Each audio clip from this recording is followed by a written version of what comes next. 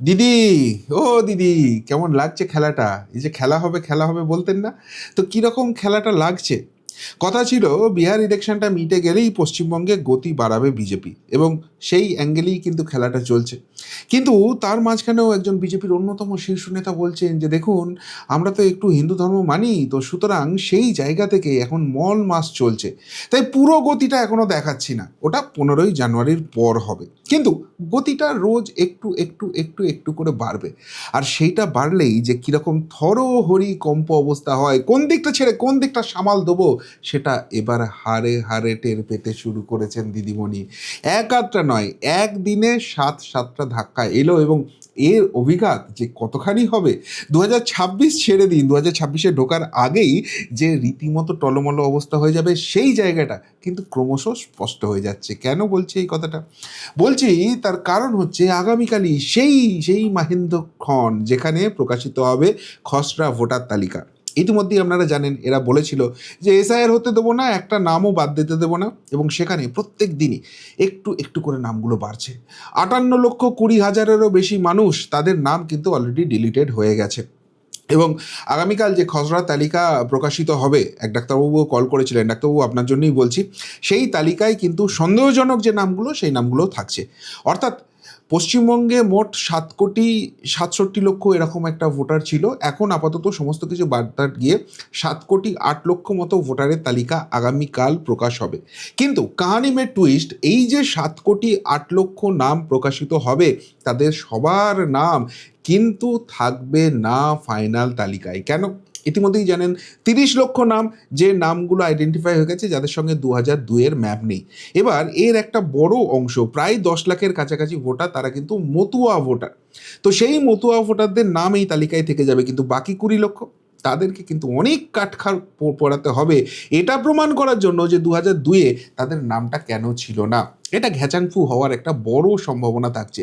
এর পাশাপাশি 1,70,00,000 নাম যেটা আইডেন্টিফাই হয়েছে বিভিন্ন ক্যাটাগরিতে, সেখানে তাদেরকে প্রমাণ করতে হবে যে তাদের ফাইনাল লিস্টে নাম থাকার কথা, এবং এদেরকে ভেরিফাই করার জন্য প্রাইমারিলি পাঠানো হবে বিএলওদের। তারা গিয়ে ভেরিফাই করবে যে সত্যিই এই যে 1,70,00,000, এর মধ্যে কত গুপি রয়েছে, কত সঠিক রয়েছে। যারা ফার্স্ট রাউন্ডে ভাবছেন যে খেলে দিয়েছি, না, সেকেন্ড রাউন্ড অত সোজাও হবে না। নির্দিষ্ট কারণ দিয়ে ইলেকশন কমিশন তাদের বাড়িতে আবার বিএলওদের পাঠাবে, এবং বিএলওদের সেটা জাস্টিফাই করতে হবে যে এই নামটা কেন উঠেছিল তালিকায়। সুতরাং খেলা হচ্ছে, আগামীকাল থেকেই সেই খেলাটা একটা অন্য মাত্রায় চলে যাবে, এই ছবিটা স্পষ্ট হয়ে যাচ্ছে। এদিকে যখন এই দিকে এইসব খেলা হবে ব্যাপার হচ্ছে, তখন কিন্তু আর একটা খেলা শুরু করে দিয়েছেন আমাদের প্রিয় কেন্দ্রীয় স্বরাষ্ট্রমন্ত্রী অমিত শাহজি। পরিষ্কারভাবে দাঁড়িয়ে লোকসভার অন রেকর্ড বলে দিয়েছেন, অনুপ্রবেশকারী ভারতবর্ষে ঢুকেছে, বাংলাকে কাঠগড়ায় দাঁড় করাচ্ছেন। এবং সেখানে কথাটার মধ্যে যে জাস্টিফিকেশন আছে, এই জায়গাটায় প্রমাণিত হয়ে যাচ্ছে তৃণমূল কংগ্রেস এদেরকে শরণার্থী বলে চালানোর চেষ্টা করছে। যেটুকুনি শোনা যাচ্ছে যে অমিত শাহজি এই যে শীতকালীন অধিবেশন, সেখানে অনেক ক্যালকুলেটিভ ওয়েতে এই টপিকটা নিয়ে এসছেন, এবং এটা নিয়ে বিস্তারিত আলোচনা করেছেন। তার কারণ হচ্ছে, ভারতবর্ষে যে ধরনের জঙ্গিহানা হচ্ছে, বিশেষ করে পেহেলগাঁও অ্যাটাকের পর, তারপর এটা প্রমাণিত হয়ে গেছে যে ভারতবর্ষের মধ্যে অনেক ছারপোকা আরশোলা ঢুকে বসে আছে। স্পেশালি যখন এসআইআর পর্ব শুরু হয়েছে, তখনই দেখা যাচ্ছে পিলপিল পিলপিল করে ওই বাউন্ডারি পেরিয়ে, ওই বর্ডার পেরিয়ে চলে যাচ্ছে ওই দেশে, ঘর ওয়াপাসি করছে। কিন্তু এটা কি 100% এলিমিনেট করা সম্ভব হয়েছে? সেই জায়গাটা রেকটিফাই করার দরকার আছে, সেই জায়গাটা ডাবল চেক করার দরকার আছে। আর সেই জন্য ভারতের জাতীয় নিরাপত্তার স্বার্থে, আভ্যন্তরীণ নিরাপত্তার স্বার্থে এবার চিরুনি তল্লাশি শুরু হয়ে যাবে। সেই প্রসিডিওরটা করার জন্যই লোকসভার অন রেকর্ডে এই কথাটা নিয়ে এসছেন যে অনুপ্রবেশকারী ঢুকছে, এবং সেটা বাংলা দিয়ে। ফলে এসআইআর প্রসেসে যখন ওই হিয়ারিং চলবে, অ্যারেস্ট হবে, সেই সবের মাঝখানেও কিন্তু আর একটা দাপটের খেলা শুরু হয়ে যেতে চলেছে। এবং সেই জায়গায় যদি অনুপ্রবেশকারী হিসেবে ধরা পড়ে, তাদের কপালে যে কী কী নাচছে বুঝতেই পাচ্ছেন। ফলে যাদের নাম এখন দিদিমণি বেশ সুন্দর করে সাজিয়ে গুছিয়ে এই এসআইআর তালিকায় ঢুকিয়ে দিয়েছেন, তাদের কজন শেষ পর্যন্ত প্রমাণ দেবেন বা হিয়ারিংয়ে আসবেন, সেই নিয়ে কিন্তু সন্দেহ হচ্ছে। একটা মারাত্মক জায়গা সেখানে তৈরি হচ্ছে। এই যখন এই দিকের অবস্থা রয়েছে, তখন কিন্তু ঘরের অভ্যন্তরে আগুন লেগে গেছে। আজকে একটা মিডিয়া রিপোর্টে দেখছি 2-3 জনের জন্য দিল্লিতে জরুরি বৈঠক ডাকলেন অভিষেক। কারা তারা, কি ঘটছে তৃণমূলের অন্দরে? যেটুকুনি শোনা যাচ্ছে, তৃণমূল কংগ্রেসের যে মহিলা বাহিনী রয়েছে তার মধ্যে ভয়ঙ্কর ডামাডোল লেগে গেছে। এমনই অবস্থা রয়েছে সেটা হাতের বাইরে চলে যাচ্ছে। এখন একে এসআইআর এত লাখ লাখ ডেটা বাকি যাচ্ছে, কাটা যাচ্ছে, সেই সংখ্যাটা কোটি ছাড়িয়ে যাবে, এমনকি 2 কোটি অবধি পৌঁছতে পারে এমন সম্ভাবনা রয়েছে।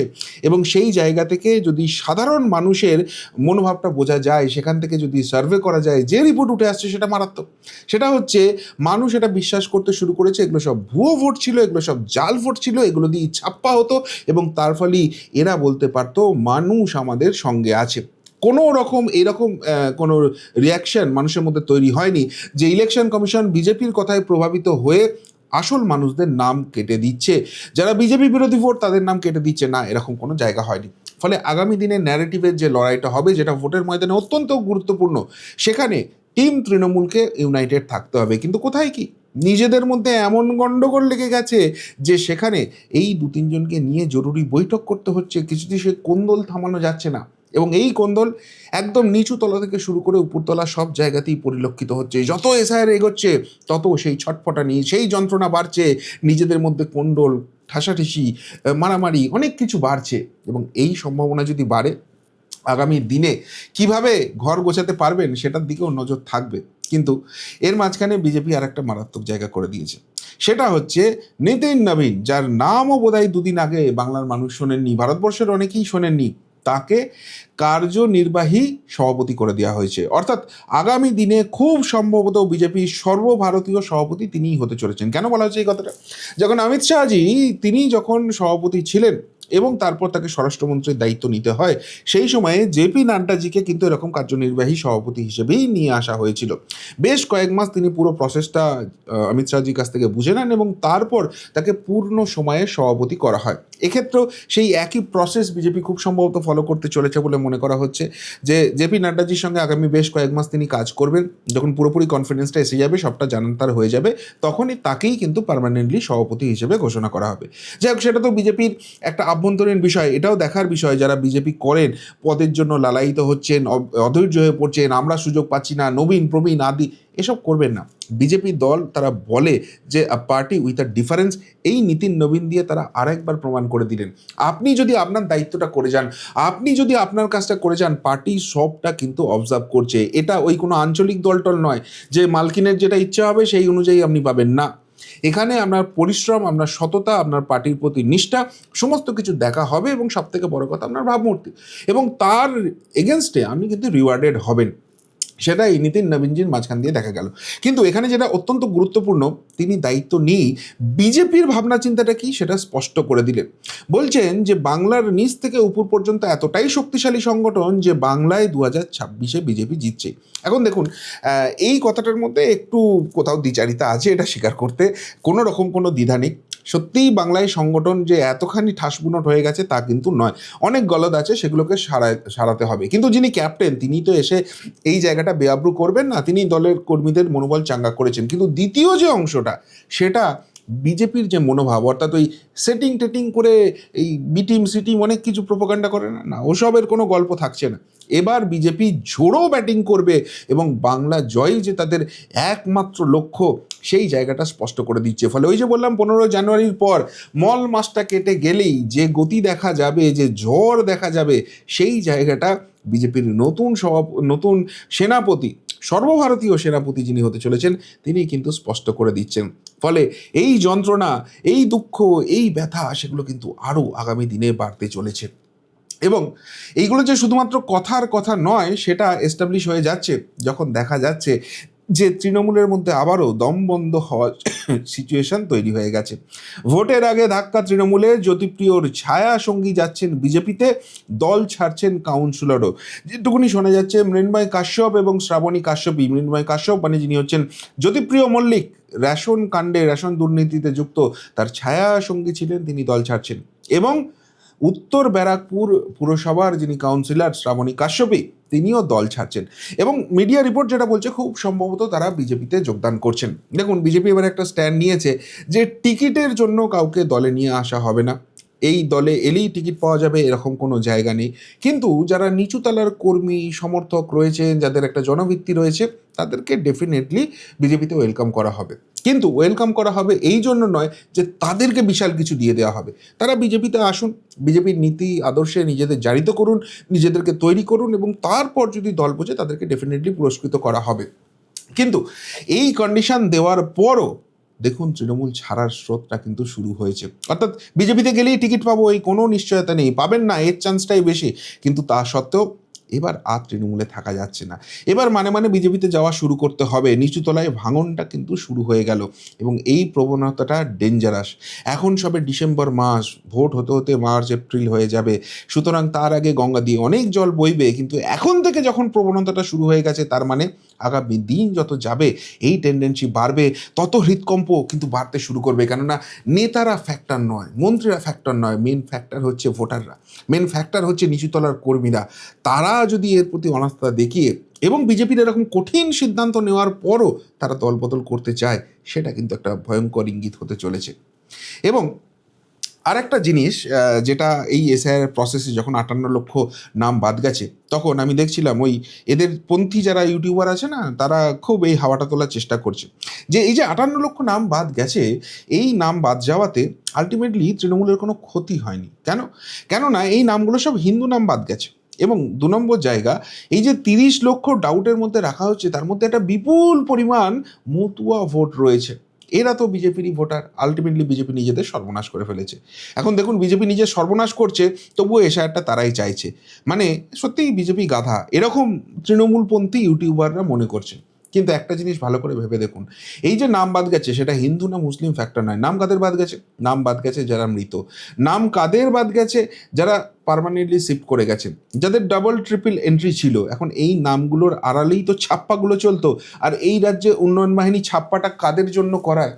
এই যে নাম বাদ গেছে, তাতে কপালটা কাদের পুড়েছে? যন্ত্রণা, ভীষণ যন্ত্রণা হচ্ছে। বার্নর লাগিয়েও সেই যন্ত্রণা কমছে না। জ্বালা পোড়ার একদম পোড়া তীব্র গন্ধ আসছে। কিন্তু কিছু তো বলতে হবে, ন্যারেটিভটা তো রাখতে হবে, সেই জন্য এরা আপ্রাণ চেষ্টা করে যাচ্ছে। যাক, সেটা করুক। কিন্তু সেখানে একটা জিনিস ভাসিয়ে দিয়েছিল যে মতুয়ারা এর ফলে সর্বনাশ করবে। ফলে মতুয়াদের মধ্যে একটা আতঙ্ক তৈরি হয়েছিল, এটা অস্বীকার করার কোনো জায়গা নেই। কেননা যেটা বিজেপি চেষ্টা করেছিল যে এই যারা সিএ এর জন্য ফর্ম ফিল আপ করবেন, যখনই ফর্ম ফিল আপ করবেন একটা টোকেন নাম্বার পাবেন, সেই টোকেন নাম্বারের এগেনস্টে তাদেরকে তারা সিএসআইআর এর ফর্ম ফিল আপটা করতে পারবেন। কিন্তু মহামান্য সুপ্রিম কোর্ট পরিষ্কারভাবে জানিয়ে দিয়েছে যে না, এই টোকেন নাম্বার দিয়ে এটা নাগরিকত্বের প্রমাণ নয়, এটা দিয়ে ফর্ম ফিল আপ করা যাবে না।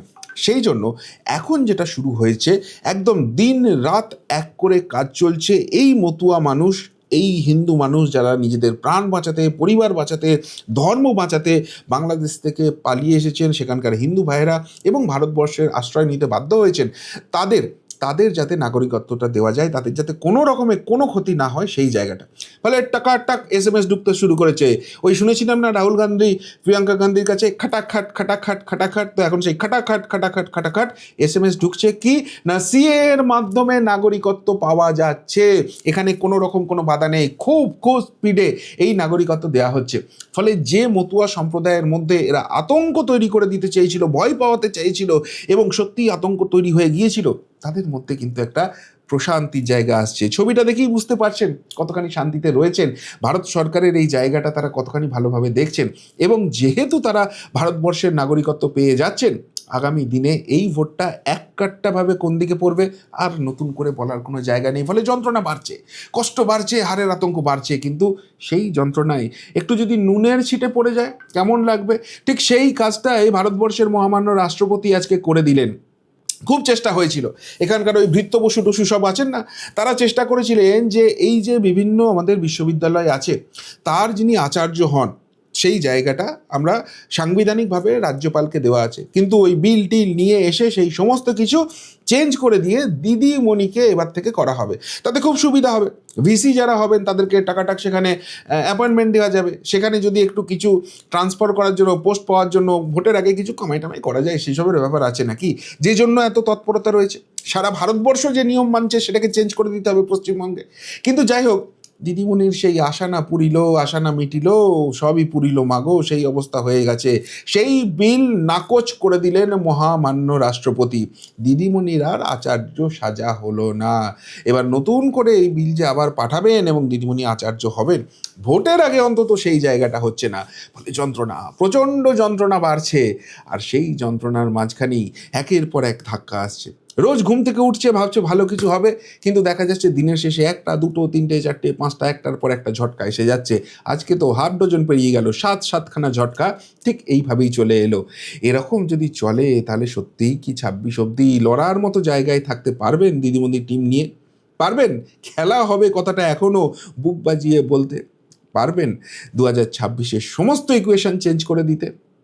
যদি সেটা না পারেন, সেই জায়গাটা না দেখাতে পারেন, তাহলে দলের মধ্যে এখনও যারা লাফালাফি করছে তারা কি ভোট ময়দানে থাকবে ভোট ম্যানেজার হিসেবে? কেননা এবার বিজেপি খেলতে নেমেছে। কি বলবেন সারাদিনের এই সাত ধাক্কা নিয়ে? যদি কিছু বলার থাকে অবশ্যই কমেন্ট বক্সে কমেন্ট করে জানাবেন। এখনকার মতো এখানেই শেষ করলাম, ফেরত আসছি নতুন প্রতিবেদন নিয়ে খুব তাড়াতাড়ি। ভালো থাকবেন, সাথে থাকবেন, পাশে থাকবেন। নমস্কার।